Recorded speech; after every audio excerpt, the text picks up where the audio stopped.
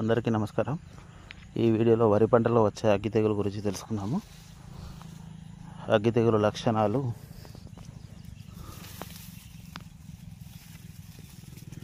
ఈ ఆకులపైన కనబడ్డ విధంగా మచ్చలు రావడం జరుగుతుంది.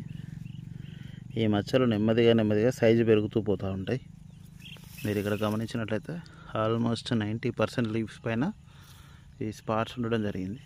ఇదంతా కూడా అగ్గి తెగులు. ఈ అగ్గి తెగులు నివారణ కొరకు లిక్విడ్ సల్ఫర్ సప్లిమెంట్ 1 లీటర్ నీటికి 2 ml to 3 ml వరకు కలిపి పిచికారీ చేసుకోవాలి. ఎటువంటి యాంటీబయాటిక్స్ కలపవలసిన అవసరం లేదు. ఒకవేళ పురుగు ఉన్నట్లయితే పురుగు మందు కలిపి పిచికారీ చేసుకోవచ్చు.